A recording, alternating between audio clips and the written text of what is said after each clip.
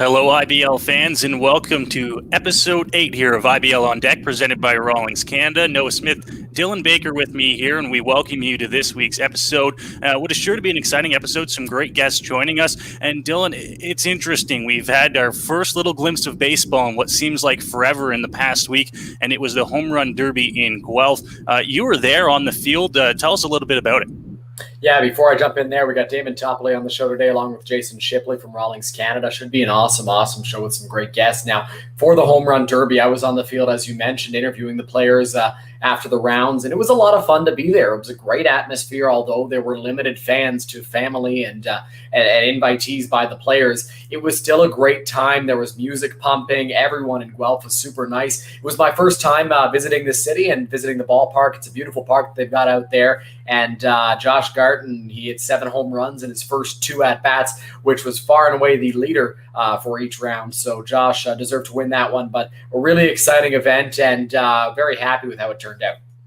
Absolutely. It's really cool to finally see some players getting some action. Of course, the first baseball we've really seen locally since COVID-19 came into our world. And it was really interesting to see, you mentioned it, it came down to the final at-bat there with Josh Garton winning the Home Run Derby. It was really exciting to see. It definitely was, and what helped that was the fact that there were so many swing-offs and tiebreakers that had to take place. It really kept you on the edge of your seat. You didn't really know who was going to win, and Cleveland put up a fight until the very end, and unfortunately he lost that in the swing-off. But Garton was on his game all day long, pulling balls to right field. I don't think he hit a single ball oppo or dead center. He was pulling everything, and it worked out for him. It was interesting that the swing-off came down to those two competitors because news came out today that the London Majors will be hosting an exhibition game against the Guelph Royals this Friday night at Labatt Park to try and keep the legacy of Labatt Park alive. And for 144 straight years, there will be hardball on the grounds of the historic Labatt Park. You see the game promo there. Dylan, this should be an exciting one, and me and you actually have the pleasure of bringing you the broadcast on Rogers TV and on YouTube. Yeah, you know what? It's going to be a really exciting game, Noah, between two teams that I know are hungry to play baseball. They were 2 of the 5 that said they would still play if there was an IBL season. And like you mentioned, Cleveland against Josh Garton in the finals of the Home Run Derby. They'll have a rematch in a game this coming Friday at Labatt Park, and I'm very excited to join you in the broadcast booth on Rogers TV and YouTube for that game. Absolutely. It is going to be an awesome event. Of course, there's going to be very limited numbers of people allowed to view, limited to just family of the players. They have to keep the numbers under 100. But aside from that, we get to see baseball and we get to see live baseball in our own backyard. But without further ado, Dylan, we'll go ahead and we'll welcome our first guest on this week's episode of IBL On Deck. Damon Topolie joins us. And I believe Damon was out there with a little bit of practice this afternoon. Damon, how's it going? Yeah, I don't know if you guys can see me, but I'm out at a T-ball field right now recruiting for the 2032 class. So I don't know if that's going to work for you guys or not, but you'll still be working the league by then? We might be. I might be gone, but Dylan might still be around here. He's a little bit younger than I am. Yeah, we got no video for you right now, but the audio will do. How is the practice going? Obviously, spending a lot of time at the ball diamond right now.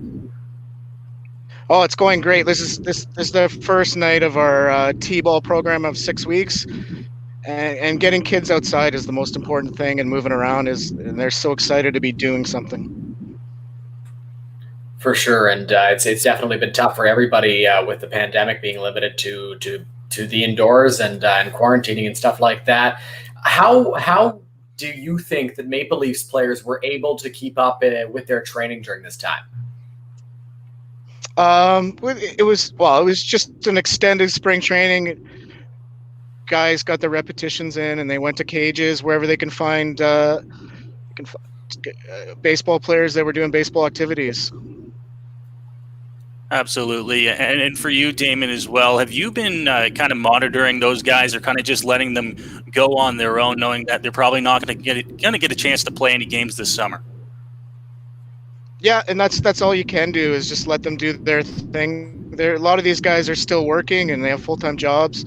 The college guys are on a different schedule. They're already left and gone to school, so they know what they need to do to get in shape. For sure. Now, Damon, you've been in the league for a long time. What has kept you coming back every year?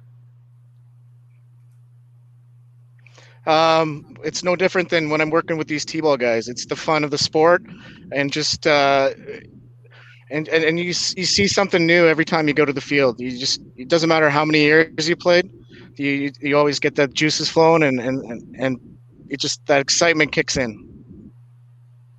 Now, obviously, we can see both by where you are right now and what you do that you love helping out in the game.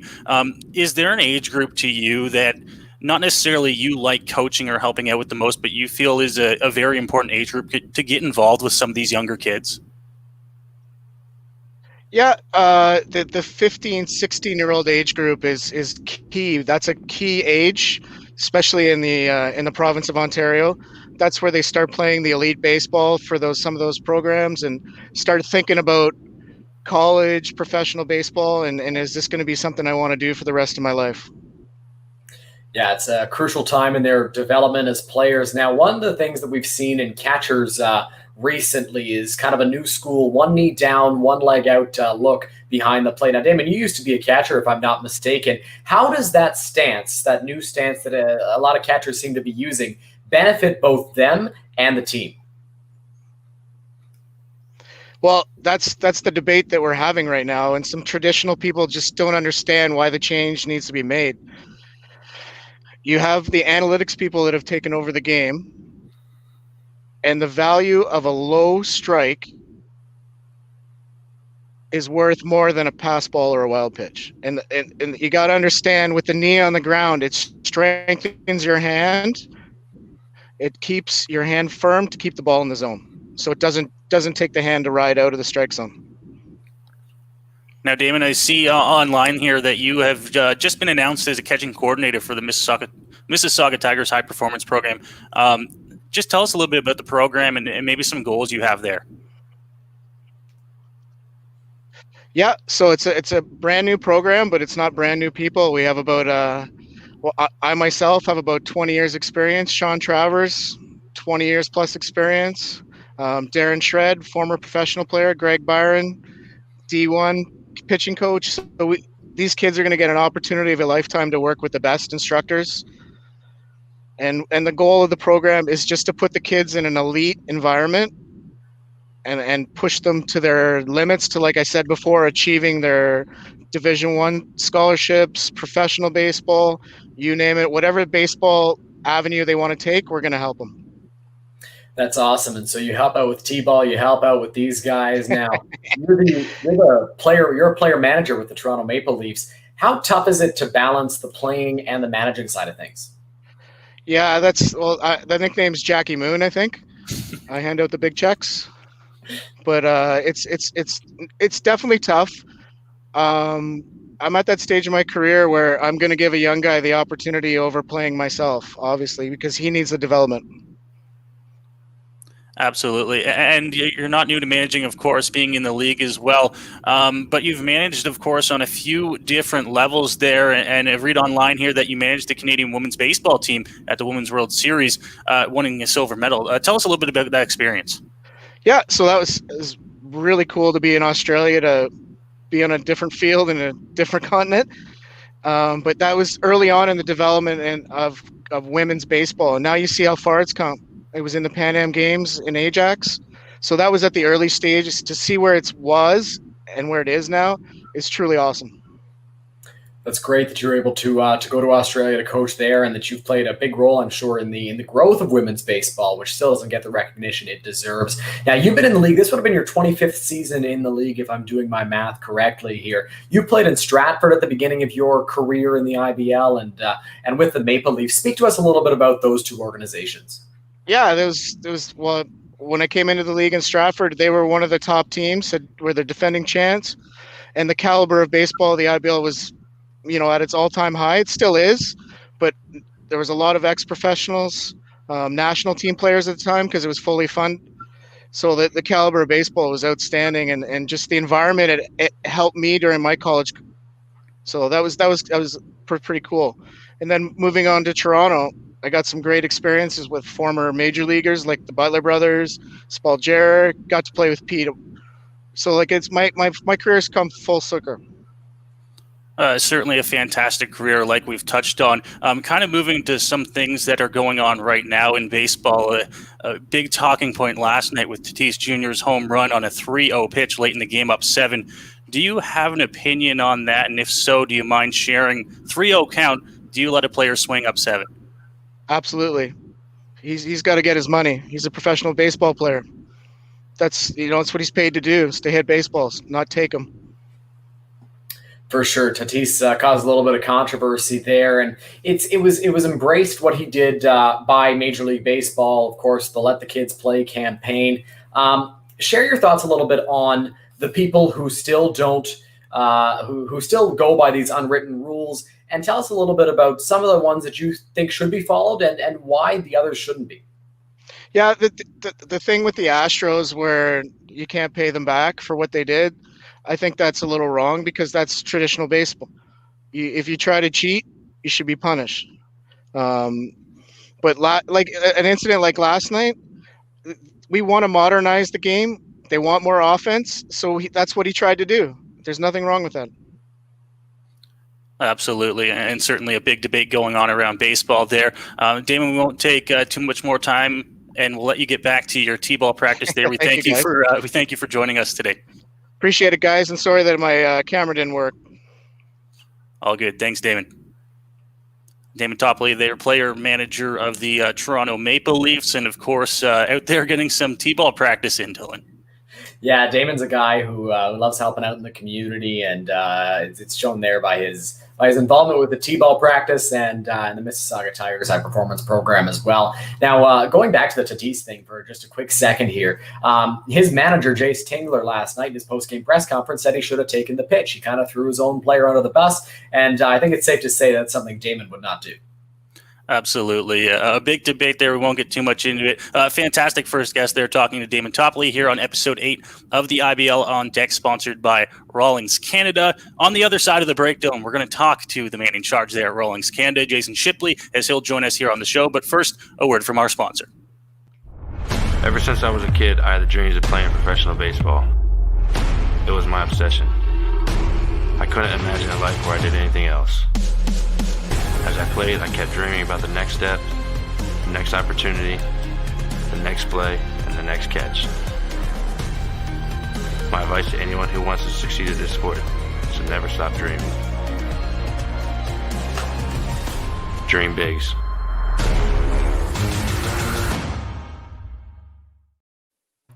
Well, welcome you back to the IBL On Deck here, episode 8, and a great first guest there on the first side of the break. And now Jason Shipley from Rawlings Canada will be joining us here, Dylan, and we get to talk to him a little bit about the new partnership here between Rawlings and the IBL. Yeah, and this thing's going to be huge for the IBL and the growth of the league. Rawlings is such a premier baseball brand, recognized worldwide, and we're excited to talk to Jason about what he thinks this can bring to the league and to Rawlings as well. Absolutely. So without further ado there, we'll go ahead and we will welcome in Jason Shipley, and we thank you for joining us today, Jason. Absolutely. Great to be here, guys. Thanks for having me. So, Jason, first off, we'll kind of just start things off pretty broad and tell us a little bit about how excited you are for this new partnership with the Inter-County Baseball League. Well, it's funny. We're talking about it as a new partnership, but actually we've been partners for almost 15 years. And the thing about this partnership is it started out with the official ball and then kind of grew from there. And what we really wanted to do was make sure that the teams not only are pro on the field, but look pro off of it. The key really is making sure that the uniforms are top notch, making sure that they got the equipment they need. And again, equipment is expensive, budgets are tight, and we want to be here to support the league as a whole. That's fantastic stuff. Now, what does this partnership mean for Rawlings Canada?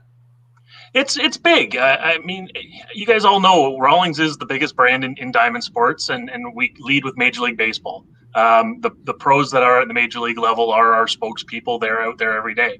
But that doesn't really help at the grassroots level. We want to make sure that at the community level, if you can't go see the Blue Jays, you can go see your local team. You can go root for your local stars.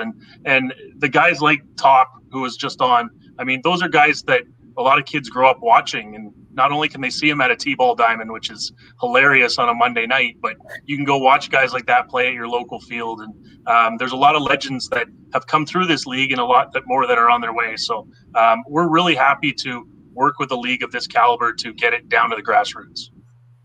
Now, you mentioned you've been working with the Intercounty Baseball League for 15 years, of course, the official ball. And one thing that a lot of people remember about baseball is the Rawlings ball. It's one of the, the things that first come to mind. But of course, you mentioned uniforms and all other sorts of equipment there. Is this partnership, now becoming a little bit more official, going to bring in possibly some new uniforms or anything like that for the teams? Yeah, it's something that we always strive towards working with the teams. And again, a lot of it is hard because of budgets. And you get into a situation where, of course, we'd love to have pro uniforms on every team and make sure that everybody's good to go. But when you get 3 sets of uniforms, sometimes 4, depending on if you want a Sunday special, that can really affect your budget. So we try and work with every team individually, make sure they have what they need, make sure that the players have what they need. And I think, again, being that the Rawlings Canada office is located in Ontario, we're able to work with these teams more direct. We're able to have relationships with not only the ownership, but the GMs as well as the players. We can hear what's going on in the locker room. We can hear what works and what doesn't. And from there, we should be able to make some adjustments with the teams to get the best equipment on the field. For sure. This thing's going to be huge for the IBL as a whole. Now, Jason, where do you envision this partnership going? Where do you think this partnership between Rawlings and the IBL will be in a few years? I think the sky's the limit with this group. Obviously, the IBL is going through a full marketing rebrand.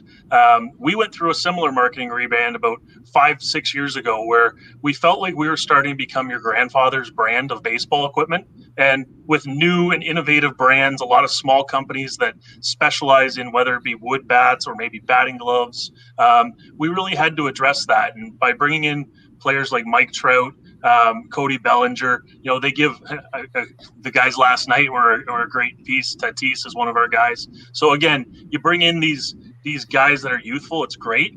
I think with the Intercounty League, you're going to see that as well. As Damon Topolie talked about, it's been a league that's been known as, a bunch of veterans, a bunch of guys who have been there, that have played pro ball, some that are still working their way up. I think you're really starting to see this league combine both the youth and the legends, bring them together and make something really, really special. So I'm excited to see what the league goes through from a rebrand aspect. And I think we can be a big part of it going forward. Now, you talked a little bit about your own rebrand. Of course, the league is going through a pretty big rebrand right now. Can you speak a little bit more in detail on part of the enhanced partnership here, a little bit more on the marketing side of things between Rawlings and the IBL? Yeah, the Intercounty League has done a fantastic job and it all started with kind of getting their updated logo, the new look out there, obviously tying back into a more digital essence, rebuilding a website, tying back in and making things more interactive. I think as you guys start to attract more and more youthful audiences and bring the younger fans and parents to the field, you need to attach to that, because obviously, having it on TV every day with the Blue Jays, a lot of times we're spoiled. But we need to make sure that people understand how good grassroots baseball is and how professional these players are on the field. And I think it's absolutely huge. And to tie back into that from a marketing perspective, it allows us again to get into these communities, to work closer with these teams. I think you can interact with all their fans a lot better. You can bring a lot more things to this marketplace by working with these programs. For sure. Now, Jason, a lot of brands have come out ever since, Rawlings was the big one originally. What do you think, from Rawlings' perspective, sets you guys apart from everybody else? I think the biggest thing is we try and be everything to everybody without being overarching.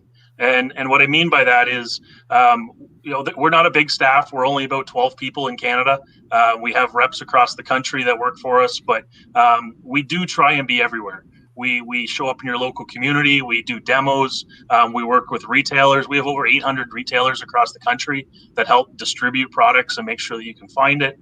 I think that's one of our biggest success stories is we're not just a brand that you have to find online. You can access our products anywhere, and by doing that, we have this relationship with the consumer base that they trust our product. We've been around for over 130 years. We're a legacy brand, and we believe that if you build product right, then there's satisfaction for the money that you spend. And I've never talked to anybody once who feels like they've been ripped off by our brand. And we just believe that product always comes first.